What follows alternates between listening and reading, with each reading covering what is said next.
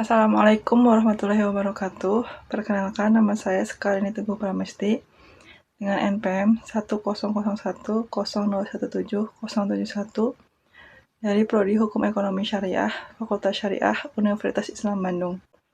Dengan ini saya akan memaparkan artikel ilmiah saya yang berjudul Tinjauan Fatwa DSN MUI nomor 4 tahun 2000 dan Peraturan Bank Indonesia nomor 7 tahun 2005 terhadap akad murabahah bil wakalah studi kasus koperasi Mitra Duafa. Dari judul tersebut, melatar belakangnya yaitu produk pembiayaan pada koperasi syariah menggunakan akad-akad yang berbasis syariah. Salah satunya adalah akad murabahah, yang mana akad murabahah tersebut termasuk akad ijaroh yang bertujuan untuk mencari keuntungan yang bersifat komersil. Murabahah pada pembiayaannya digunakan dengan multi akad, yaitu akad murabahah dan akad wakalah, yang bisa disebut dengan murabahah bil wakalah, di mana lembaga keuangan syariah mengamanatkan untuk mencari barang atau membeli barang yang sesuai dengan spesifikasi nasabah. Praktik Peraturan Bank Indonesia nomor 7 tahun 2005 dalam lembaga keuangan syariah, di mana praktik murabahah selama ini memiliki kerancuan mengenai status kepemilikan barang oleh bank syariah atau lembaga keuangan syariah yang lain. Jika bank syariah atau lembaga keuangan syariah kerap menggunakan akad wakalah dalam mewakilkan setiap pembelian barang kepada pembeli, bank syariah atau lembaga keuangan syariah diduga tidak memiliki barang yang diminta atau yang dimaksud oleh pembeli, dengan mudahnya menyimpang dari kewajiban membelikan barang tersebut. Hal ini menyimpang dari konsep murabahah yang sebenarnya, di mana bank syariah atau lembaga keuangan syariah semestinya tetap berkewajiban untuk menyediakan barang yang dibutuhkan pembeli. Dengan ini, Koperasi Mitra Duafa ialah salah satu koperasi yang berpaham syariah dalam menjalankan produk pembiayaan menggunakan akad murabahah bil wakalah. Dalam praktiknya, Koperasi Mitra Duafa Cabang Majenang terdapat ketidaksesuaian dengan Fatwa DSN MUI nomor 4 tahun 2000 pada penetapan pertama poin 9, yang disebutkan bahwa jika bank hendak mewakilkan kepada nasabah untuk membeli barang dari pihak ketiga, akad jual beli murabahah harus dilakukan setelah barang menjadi milik bank.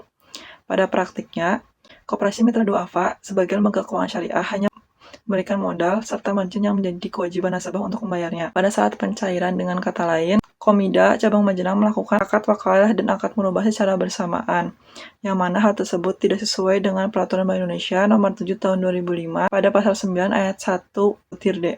Dari latar belakang tersebut, dapat dirumuskan masalah penelitian sebagai berikut. Yang pertama, bagaimana pelaksanaan akad murabahah bil wakalah pada Koperasi Mitra Duafa Cabang Majenang. Yang kedua, bagaimana tinjauan Fatwa DSN MUI nomor 4 tahun 2000 dan Peraturan Bank Indonesia nomor 7 tahun 2005 terhadap akad murabahah bil wakalah pada Koperasi Mitra Duafa Cabang Majenang. Penelitian ini bertujuan untuk mengetahui pelaksanaan akad murabahah bil wakalah pada Koperasi Mitra Duafa Cabang Majenang. Yang kedua, untuk mengetahui tinjauan Fatwa DSN MUI nomor 4 tahun 2000 dan Peraturan Bank Indonesia nomor 7 tahun 2005 terhadap akad murabahah bil wakalah pada Koperasi Mitra Cabang Majenang.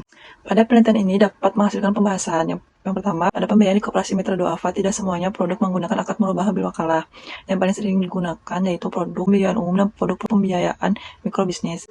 Mengapa sering digunakan? Karena banyak kebutuhan yang cocok dengan produk pembiayaan tersebut. Yang kedua, mekanisme proses pembiayaan akad murabahah yang dilakukan Koperasi Mitra Duafa. Yang pertama, staf lapangan mencari sekelompok ibu-ibu di setiap anggota wilayahnya, dengan satu kelompok anggota terdiri dari 7-8 anggota. Yang kedua, pada minggu berikutnya kembali mendatangi untuk dilakukannya presentasi tentang profil dan produk Koperasi Mitra Duafa Cabang Majenang. Dan yang ketiga, jika sekelompok ibu tersebut berminat melakukan pembiayaan, maka diminta menulis lembar kertas apa yang anggota dibutuhkan. Yang keempat, staf Komida melakukan pendataan pada masing-masing anggota yang akan melakukan pembiayaan di hari berikutnya dengan menyerahkan fotokopi KTP, KK, dan mengisi formulir.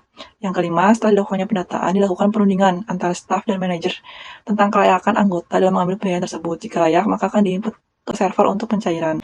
Yang keenam, pencairan dilakukan 1 minggu dari anggota mengajukan melewati hari Jumat, Sabtu, dan Minggu dengan dikurangi 50.000 yang menjadi simpanan pokok untuk anggota. Yang ketujuh, saat pencairan, staf Komida membawa berkas akad di mana lembar akad pertama digunakan untuk akad dan lembar kedua untuk pengecekan atas barang yang dibeli. Yang ke-8, pada hari Minggu berikutnya dilakukan pengecekan atas barang yang dibeli nasabah untuk anggota staf Komida dengan memberikan kwitansi pembelian, dilihat sesuai dengan yang dibelikan atau tidak. Yang terakhir, angsuran dibayarkan seminggu sekali dengan mengadakan pertemuan antara anggota dan staf Komida Majenang dan absen kehadiran anggota sebagai nilai untuk pembiayaan selanjutnya. Hal itu diperkuat menurut Wahbah Az-Zuhaili dalam kitab karangannya menjelaskan jika barang tersebut dijual dari pihak yang tidak menguasai dan memilikinya, maka hukum tidak mengizinkannya, dikarenakan barang tersebut atau barang yang dimaksud tidak bisa dijual dengan cara murabahah dengan barang itu sendiri, karena barang tersebut tidak dalam penguasaannya. Juga tidak dapat dijual kepadanya dengan nilai atau harga yang sesuai, karena harga barang tersebut tidak diketahui dan hanya dapat diketahui dengan perkiraan tebakan, perkiraan oleh para ahli berbeda-beda. Maka dapat lihat mekanisme pembiayaan akad murabah sendiri tidak memperlihatkan barang yang diperjualbelikannya, yang mana hal tersebut salah satu syarat akad murabah sendiri walaupun adanya dengan rincian pembelanjaan, tetapi hal tersebut masih dengan harga taksiran dan dilakukan sebelum pendelegasian atau akad wakaf dilakukan. Pada Koperasi Mitra Duafa Cabang Majenang, pendelegasian atau akad wakaf dilakukan tidak menggunakan atas nama pemberi kuasa atau komida, karena nasabah atau anggota komida Majenang menggunakan atas namanya sendiri. Akad wakaf dikatakan selesai jika nasabah dapat memberikan atau menyerahkan bukti kwitansi pembelian. Nasabah memberikan bukti pembelian saat pengecekan barang yang dibelinya, maka akad wakalah berakhir saat komida Majenang melakukan peninjauan atas barang yang dibelikan nasabah, dengan nasabah memberikan kwitansi pembelian. Yang seharusnya ini adalah berakhirnya akad wakalah untuk dapat dilakukannya akad murabahah.